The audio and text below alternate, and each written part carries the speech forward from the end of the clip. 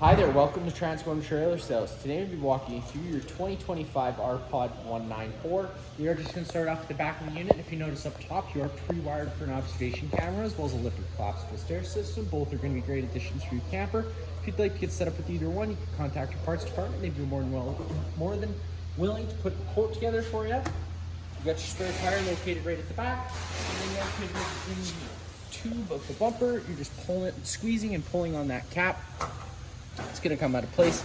It's typically going to be where you want to store your sewer hose. We do have a brand new one located inside the front compartment, which is why there's not one in there yet. It just pops back into place like so. And then this corner, as well as all the other three corners of the unit, you do got these stabilizer jacks. The way they work is you're just going to hook up a 3/4 inch drive tool to a 3/4 inch drive nut. Run this foot down to the ground. Once the foot does contact the ground, just give it another 8/4 turn, snug it up. It's going to take any bounce or sway that you see we have in the unit right now away. In addition to that, keeping in mind they are leveling jacks, they're not stabilizing jacks. If you do try to use them to stabilize your unit, you do run the risk of them bending. And the same does go for if you're running them up or down with an impact. Just keeping in mind how much torque you put on them. You got your black tank flush also just a little bit ahead here. So the way that works is, you're noticing false monitor panel readings or you're just having an odor around the unit, you can use that to flush up your black tank. But just reading the caution sticker, it is very important that you do have your black tank sewer connected and the valve open. Reason being, if you're pushing pressure inside of the tank, the pressure's got nowhere to go. It could expand the tank to the point of cracking. Cable satellite inlet in case you wanted to hook that up. Then you do your standard 30 amp twist lock connection right here in the corner. Just take a note of that notch there. It lines up with this notch in the bottom corner. Push it firmly into place, 8 turns to lock it in, and then you got that threaded collar to really lock it down. If you follow that cord back, you do your standard 30 amp plug-in. Now a lot of campsites do have this, so you can just plug right on in, but let's say your campsite only had 15 amp service, or you wanted to plug the fridge in at home on your driveway, we do include that household plug style adapter. Just keep it in mind whenever you are using it, you're not going to be running your air conditioner. It's really just to run your fridge and your lights. Sewer outlet here, just taking that cap, twisting it off. You just take a note of ears on either side. Your sewer hose is going to have the same thing. They just line up with the notches, lock into place. And then you got your black valve and your gray valve. You always want to empty your black valve first. This is your dirtiest water filled from your toilets. Then you can come behind that with your gray valve, which is typically cleaner water filled from your sinks and your showers. Up ahead somewhere is the service port for your hot water heater. Main thing you need to worry about here is just going to be that power switch, which supplies power to the thermostat inside once you do turn it on. You got a little glass fuse here that typically never do break, but there's the odd time if you ever had a problem, that could be something you could look into. And then you got this pressure relief valve. So if you had a tank water heater in the past, you probably had bypass valves if you did the winterization yourself that you had to turn because you didn't want to run antifreeze through the water heater. This is the complete opposite, because it's just coils wrapped around in a circle with a big flame that comes into the middle that heats the water as it flows through. So you do want to run antifreeze through the system. And once you're done the winterization process completely, you just want to hit this pressure relief valve and leave it cracked open for the duration of winter. So that way, once that antifreeze starts expanding during those cold winter months, it does have a place to go and doesn't crack your coils. And whenever you're closing this door, sometimes this rubber gasket doesn't line up perfectly, so you kind of got to assist it as you just lock it into place. And that way it sits nice and seals and isn't going to melt.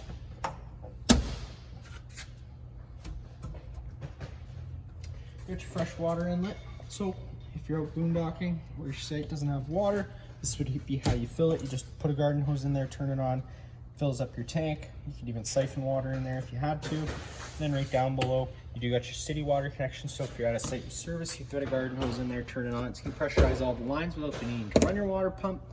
Right down below the floor, you just got this cap. Loosen the cap off and pulling it off, you can drain your fresh water tank. And you got your storage compartment. This is where we keep that standard starter kit. Comes with that 10-foot sewer hose, 15-foot water hose, some other miscellaneous goodies, as well as that 15-amp park adapter. In addition to that, inside this compartment, you got 2 screws right here at the bottom. Pulling those screws off, there's also one at the top. That's going to where you get access to your water pump for winterization.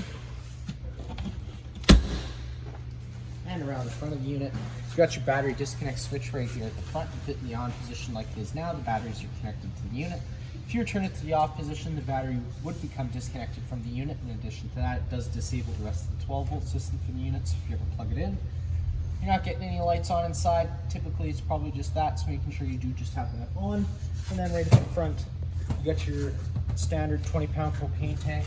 You're just lifting that cover open, gives you access to the top of the bottle, counterclockwise like any standard barbecue to turn it on. Now if the tank were to go empty, getting the cover off is pretty simple.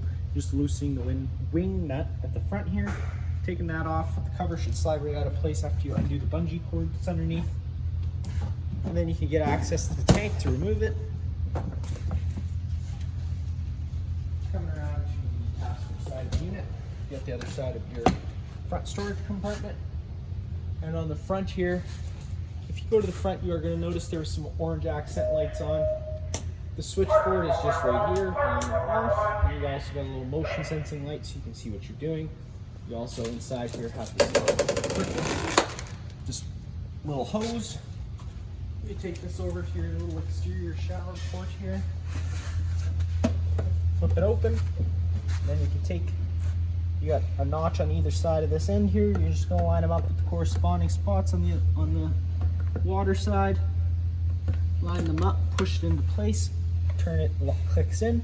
Then you got hot and cold sprayable water, and you do have just a standard water hose thread end, so you can thread on any garden hose you'd like. This one doesn't suit your style. It comes with a propane quick connect line, of course, and then you do have your electric tongue jack override, as well as your stabilizer jack manual tool.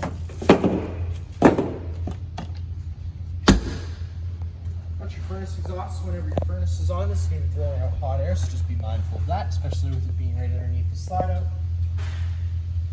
Right here, you got your range hood vent lid.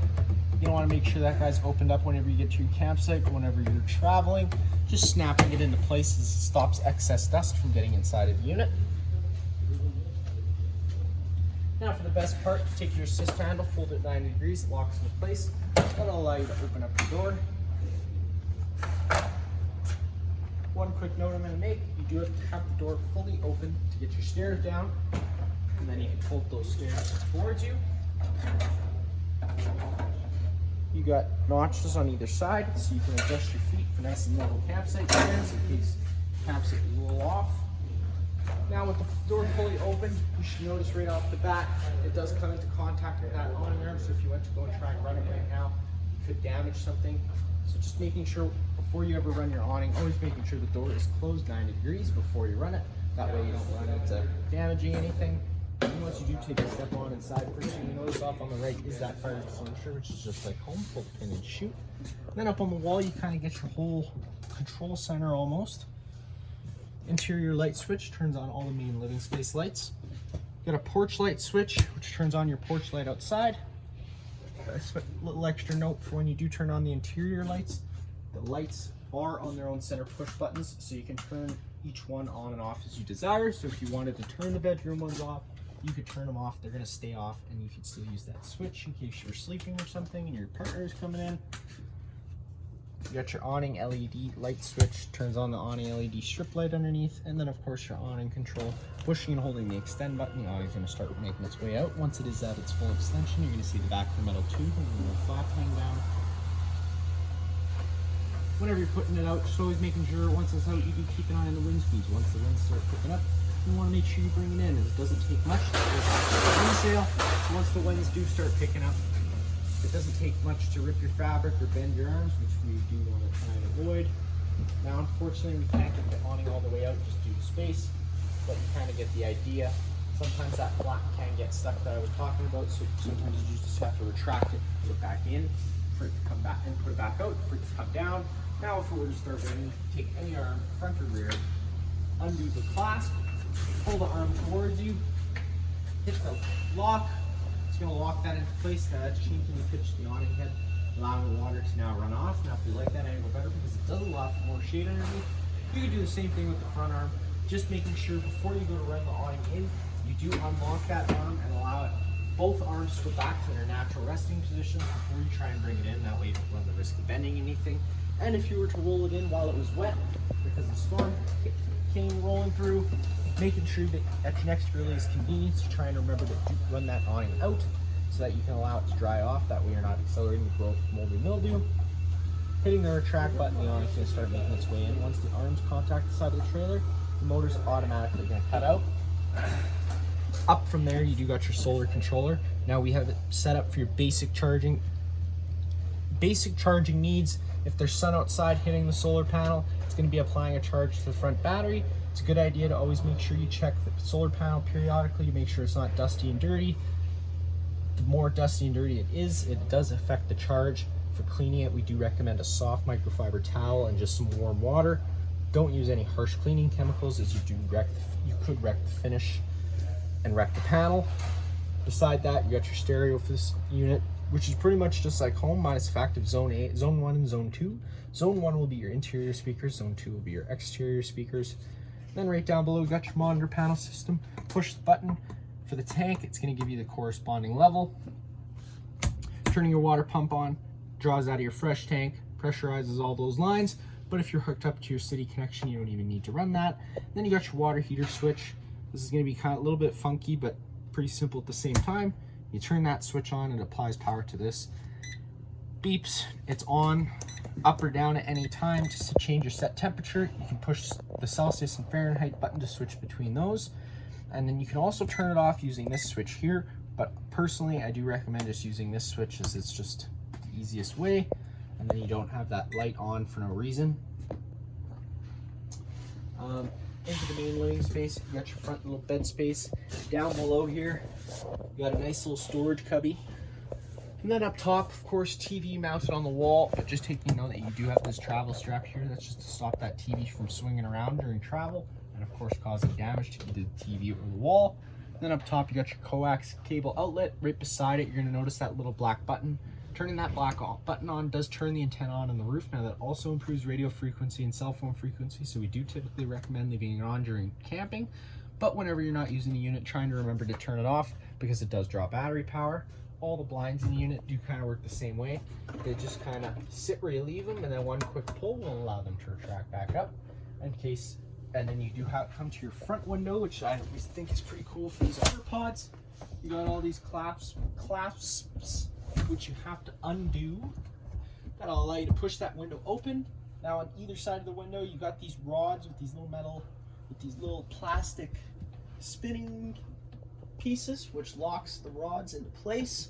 Once you tighten those guys up, the window stays open. Now, of course, you're going to be thinking, well, what if bugs start coming in? I already thought of that, and it does come with a little bug screen you can roll up. And then let's say you're sleeping, you don't want to be wakened by the sun. You can roll down the blackout shade, so that way you're not getting in that. And then to get it down, you just again loosen the tabs on either side, locking the window back into place, and you're good to go. Into the little dinette space, currently set up as an eating area. Let's say you were to have extra guests you weren't prepared for. You can turn this down into a bed.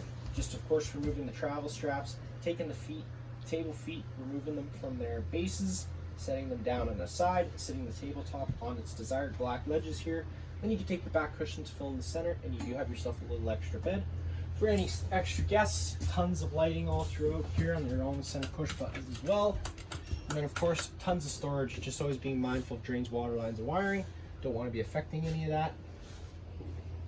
Got your furnace output here. Now the furnace is going to put all its air out through here. So if you want to get a little fan to blow some air around, it might be a good idea. And then of course above your head, you do have your air conditioner outlet. You can run these louvers open, and it's going to dump all its air down here. You can close it, but we don't recommend it because this unit is ducted through the roof. And then you got this little intake screen. If you just pull on these two tabs, this white screen pops right out of place. There's that black filter inside of there. You just have to blow it out with some compressed air every once in a while. It's just the intake screen. It's to help filter out dust. Blowing it out with compressed air just keeps the flow nice and steady. Then you got your fridge, which opens up through the side here, but it does have travel straps, so you kind of have to push the button in. It allows you to open up the doors. You got your freezer up top, controls it right in the front and center. Then down below, you got your fridge controls. Hitting the snowflake button changes you between your different settings. Obviously, when you see coldest fast, that's going to be the coldest option. It's also going to make the fridge the coldest the fastest. Then you got 2, which is off grid. So that's going to be the most energy efficient setting to run it on if you are running it off 12 volt. And then anywhere in the middle is just a warmer setting. Power button, push and hold it for 3 seconds. And it does turn it off. Whenever you've had your fridge running for a period of time, if you're not going to be using the unit for a while and you turn the fridge off, I always recommend putting a few towels inside of here, because there's going to be condensation that builds up, and try and leave the doors cracked open so that way you're not accelerating the growth of mold or mildew once again. Then right down below, you got your central vac system, pretty standard. Power button turn on, turn that guy over. And then right down below, you're going to see lift here and sweep. Now, before you're going to lift and sweep anything in there, just keep in mind whatever goes through there does have to get sucked into a bag. So you're not really going to want to put anything sharp or long inside there. It's really just for dust, gravel, or dirt. Try to avoid putting anything else in there. And then if you want to check the bag, you just have to pull on the tab here. Pull it towards you. You get the bag right inside of there already.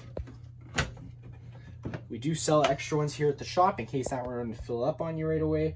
Of course, just getting into contact with our parts department. And again, they'd be more than happy to help you out. Then you got your main fuse and breaker panel. Whenever breaker trips, it's going to sit in the middle, so you just have to turn it off and then back on again to reset it. And you'll have all your corresponding fuses on the right. Might be a good idea to pick up a few extras just in case, you never know. On the wall here, you got your thermostat. Pretty standard. Push and hold the power button, turns itself on. You're going to go to cool. So when you're in cool, plus or minus at any time to change your set desired room temperature. At any point in time, you push the fan button and you can go from automatic to low or high. Now, if you have the fan speed on low or high, the air conditioner is going to run full time regardless of what you have the room set to. Pushing the button one more time to get to A, so that's going to be automatic. So it basically turns the air conditioning into an on-demand system. So let's say you have the room set to 60 degrees Fahrenheit. Once the thermostat senses the room is there, it's going to kill the air conditioner so that it's not running for excess periods of time. Pushing the power button one more time will put you into heat. Now that's going to kill your air conditioner and fire up your furnace. Whenever your furnace is running, it's going to be running off propane. And since we're running off propane, we got our LP detector right here near the ground. If this guy ever starts going off, don't panic, just turn off the main supply propane at the front of the unit and open up some windows and vents. The furnace does only have one fan speed, it runs continuously, and whenever you turn it off, it does run for an additional 3 minutes to allow itself to cool down. Push the fan, the mode button one more time, you get the fan. Now that's just moving air around using the air conditioner, no heating or cooling involved. And then one more time you get to dry, so that's just a dehumidifying mode. It's going to try and take as much moisture out of the air as possible using the air conditioner. And again, just cycles back over to cool, pushing and holding the power button again to turn it off. So since we talked about propane already a little bit, you got your LP detector, you got your stove here. So whenever you've had the propane system off for a while at the front of the unit, or if you disconnected the bottle, which allows a lot of air into the lines, that air does have to be purged out. Now the easiest, quickest way to do that is through your stove, because you're the one in control of how many times it lights. If you were to try and light your furnace or your water heater without purging the system first, those will only try lighting themselves a couple times before they'll throw a fault code at you. And if you don't know what the fault code means, it could throw a little wrench into your weekend and possibly frustration, which we do want to try and avoid. We want you to enjoy your time while you're out using your camper. So that's why I just recommend coming to your stove first thing and just firing it up.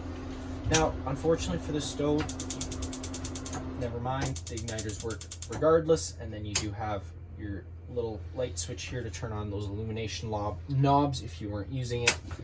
So it did fire up pretty quickly. That's only because I had the system running earlier. Sometimes it can take a few minutes, so you do just have to be patient with it.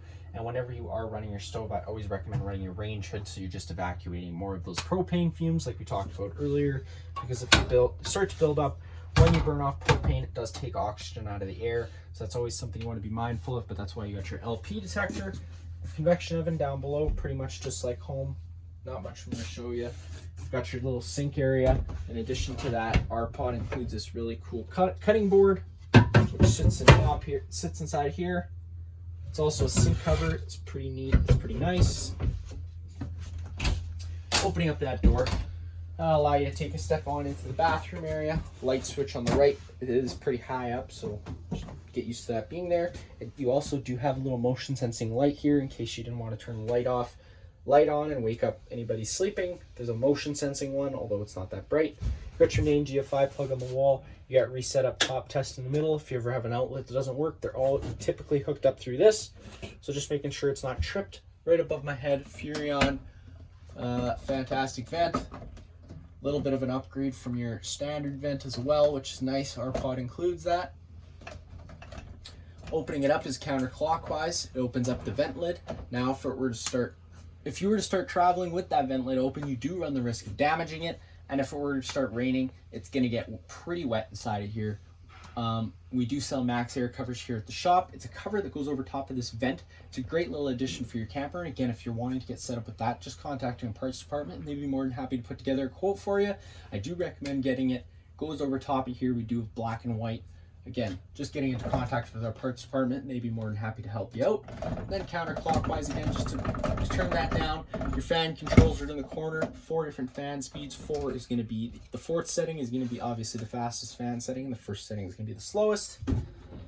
Other than that, pretty standard bathroom, and that is going to be it for this unit here. If you have any other questions, feel free to give us a call.